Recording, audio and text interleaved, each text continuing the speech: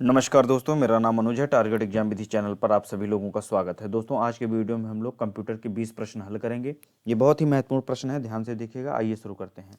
पहला प्रश्न है, निम्नलिखित में से कौन सा मशीन इंडिपेंडेंट प्रोग्राम नहीं है? ऑप्शन इसमें सी वाला सही होगा। Assembly language machine independent program नहीं होता है। नेक्स्ट क्वेश्चन आते हैं। दूसरा प्रश्न है, निम्नलिखित में से कौन सा मशीन स्तर भाषा है अर्थात लो लेवल लैंग्वेज है? लो लेवल लैंग्वेज को ही मशीन लैंग्वेज कहा जाता है। तो इनमें से तीनों ही, none of these, C plus plus, Java और पाइथन, ये तीनों ही हाई लेवल लैंग्वेज होती हैं। हाई लेवल लैंग्वेजेस होती हैं। ऑप्शन इसमें डी वाला सही होगा। तीसरा प्रश्न है, डिस्क एक्सेस टाइम क्या होता है? डिस्क एक्सेस टाइम, डिस्क में डेटा को हेड द्वारा रीड करने में लिया गया समय डिस्क एक्सेस टाइम कहलाता है। ऑप्शन इसमें बी वाला सही होगा, सीक टाइम और लेटेंसी टाइम। नेक्स्ट क्वेश्चन पर देखते हैं। तीसरा प्रश्न यहां लग रहा है तीन तीन दो बार हो गया है। संयुक्त संकेत में निहित आवृत्तियों की सीमा को क्या कहते हैं? संयुक्त संकेत में निहित आवृत्तियों की सीमा बैंडविड्थ कहलाती है। ऑप्शन डी होगा, ऑप्शन यहां डी होगा, ऑप्शन डी बैंडविड्थ।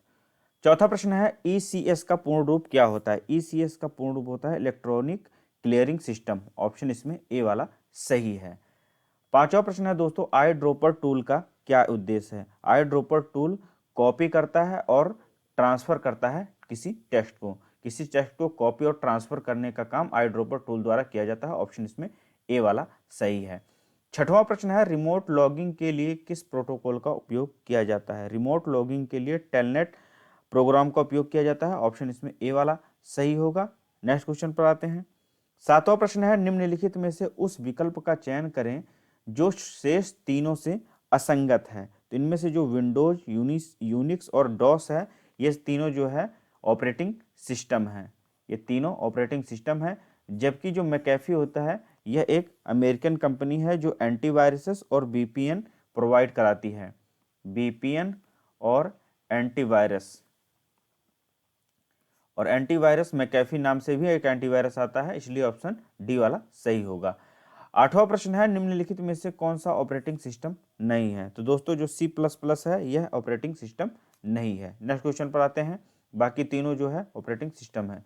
नौवां प्रश्न है, इनमें से किसमें एक प्रिंटर रिजोल्यूशन को मापते हैं? प्रिंटर रिजोल्यूशन को मापने के लिए किसका उपयोग किया जाता है? तो इसमें डीपीआई का प्रयोग किया जाता है, जिसका फुल फॉर्म होता है डॉट्स पर इंच।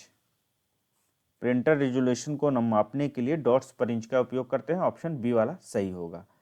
10वां प्रश्न है, निम्नलिखित में से किसमें इनपुट डिवाइस शामिल किया गया है? तो इनमें किसमें इनपुट डिवाइस शामिल किया गया है? तो कीबोर्ड जो होता है और माउस, से दोनों इनपुट डिवाइसेस होते हैं, इसलिए ऑप्शन सी वाला इसमें सही होगा। इसके अतिरिक्त microphone, webcam, joystick, touch screen, barcode, ये सभी इनपुट डिवाइसेस के उदाहरण हैं। 11वां प्रश्न है, भारत का प्रथम कंप्यूटर कहाँ प्रतिस्थापित किया गया था? अर्थात भारत का प्रथम कंप्यूटर कहाँ लगाया गया था? तो दोस्तों, ऑप्शन इसमें बी वाला सही होगा, इंडियन स्टैटिस्टिकल इंस्टीट्यूट कोलकाता, भारतीय सांख्यिकी संस्थान कोलकाता में स्थित है। यहीं पर भारत का पहला कंप्यूटर स्थापित किया गया था। नेक्स्ट क्वेश्चन पर चलते हैं। यह 1955 में स्थापित हुआ था। 12वां प्रश्न है, निरंतर सक्रिय सिस्टम प्रोग्राम प्रोसेस को क्या कहते हैं? तो इसे डेमेंस कहा जाता है। ऑप्शन इसमें ए वाला सही होगा, डेमेंस। 13वां प्रश्न है, निम्नलिखित में से कौन सा तरीका कंप्यूटरों के बीच डाटा ट्रांसफर करने में प्रयोग नहीं किया जाता है? डाटा ट्रांसफर करने में वाईफाई का प्रयोग करते हैं, लैन का प्रयोग करते हैं, मेमोरी का प्रयोग करते हैं, लेकिन हाईफाई का प्रयोग नहीं करते हैं। हाईफाई एक ऑडियो सिस्टम में हाई क्वालिटी साउंड के लिए प्रयोग की जाने वाली युक्ति है। ऑप्शन इसमें बी वाला सही होगा। 14 नंबर का प्रश्न है, वेब पेजेस पर डाटा एंट्री निम्नलिखित में से किसके प्रयोग के द्वारा की जाती है? जो फॉर्म्स होता है, इसके द्वारा किसी वेब पेज पर डाटा एंट्री की जाती है। ऑप्शन इसमें देख लेते हैं, ए वाला सही होगा। आगे देखते हैं। 15वां प्रश्न है, एएसपी अर्थात एक्टिव सर्वर पेजेस में डिफॉल्ट स्क्रिप्टिंग लैंग्वेज कौन सी होती है? तो default scripting language VP script होती है। ऑप्शन इसमें डी वाला सही होगा, वीपी स्क्रिप्ट। 16वां प्रश्न है माइक्रोसॉफ्ट वर्ड में किस टूल से दिए गए शब्द के लिए पर्यायवाची शब्द को देखते हैं? तो जो थियोसस होता है, सॉरी दोस्तों, थिरोसोरस मैं हिंदी में लिख देता हूं यहाँ, थिसोरस में माइक्रोसॉफ्ट वर्ड में दिए गए शब्द का पर्यायवाची शब्द देखते हैं। ऑप्शन इसमें ए वाला सही होगा। 17वां प्रश्न है HTTPS का फुल फॉर्म क्या होता है? तो इसका फुल फॉर्म होता है hyper text transfer protocol secure. Option इसमें बी वाला सही होगा। नेक्स्ट क्वेश्चन पर आते हैं। 18वां प्रश्न है हमारा, आपके डॉक्यूमेंट के पेजेस के बैकग्राउंड पर दिखाई देने वाले धुंधले टेक्स्ट या इमेज को क्या कहते हैं? तो इसे वाटरमार्क कहा जाता है। वाटरमार्क। यदि मान लीजिए कि मैं ये वीडियो बना रहा हूं और इस पेज पर आपको चैनल का नाम टारगेट एग्जाम विधि लिख करके आता धुंधले रूप में, इसके पीछे आपने कई सारे चैनलों में देखा होगा, कई सारी पीडीएफ में देखा होगा, तो वह जो है इसका वाटरमार्क कहलाता। ऑप्शन आगे देख लेते हैं, इसमें ऑप्शन डी वाला सही होगा। नेक्स्ट क्वेश्चन पर आते हैं। 19वां प्रश्न है IMPS लेन देन शुरू करने हेतु निम्नलिखित में से क्या एक माध्यम नहीं हो सकता है? तो इनमें से पैन जो है, इसके लिए जो IMPS होता है इसका फुल फॉर्म होता है इमीडिएट पेमेंट सर्विस, जिसे जो है नवंबर 2010 में लागू किया गया था। नवंबर 2010 में IMPS अर्थात इंस्टेंट मनी ट्रांसफर के लिए यह युक्ति प्रयोग की जाती है। तो इसमें SMS के माध्यम से आप जो है पैसा भेज सकते हैं। बैंक ऐप हो किसी स्मार्टफोन में या इंटरनेट बैंकिंग हो, तो IMPS उसके लिए एक इमीडिएट पेमेंट सर्विस का रूप होता है, परंतु पैन उसमें उपयोगी नहीं है, इसलिए आपका ऑप्शन सी होगा।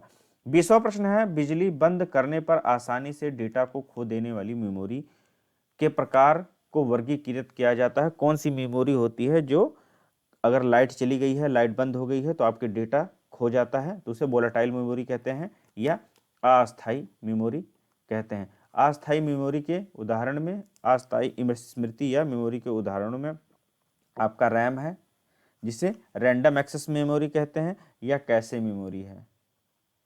ये दोनों वोलेटाइल मेमोरी के उदाहरण है। नेक्स्ट क्वेश्चन पर आते हैं। 21वां प्रश्न है, जब बिजली चालू हो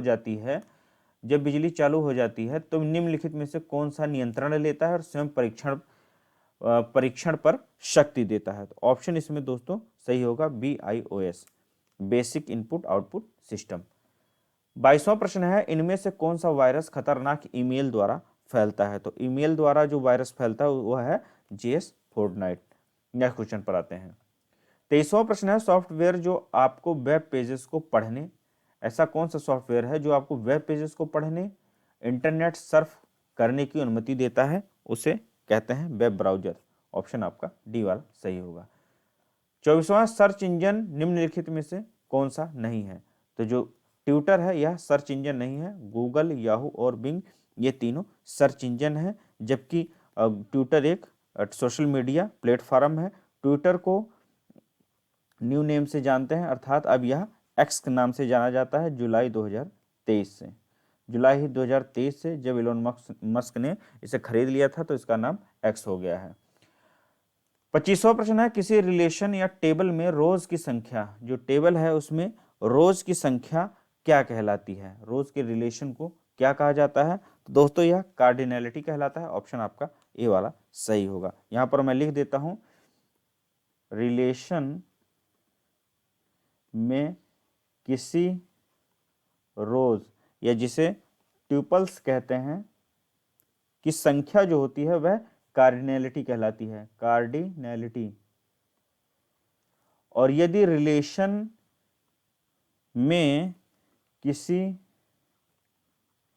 एट्रीब्यूट्स या कॉलम्स, यहां पर रो की बात हो रही है, यहां पर कॉलम्स की बात हो रही है, तो इनकी संख्या होगी तो उसे हम लोग डिग्री कहेंगे। अब फिर से इसको मैं समझा देता हूं, रिलेशन में रोज की संख्या को कार्डिनैलिटी कहते हैं और रिलेशन में अटेंशन या कॉलम्स की संख्या को डिग्री कहते हैं। तो दोस्तों ये थे 25 प्रश्न आज के वीडियो में। मुझे आशा है कि कंप्यूटर के प्रश्न आपके एग्जाम में आपकी मदद करेंगे। इसी तरह के वीडियोस मैं लेकर आता रहूँगा। मिलते हैं अगले वीडियो में, तब तक के लिए नमस्कार।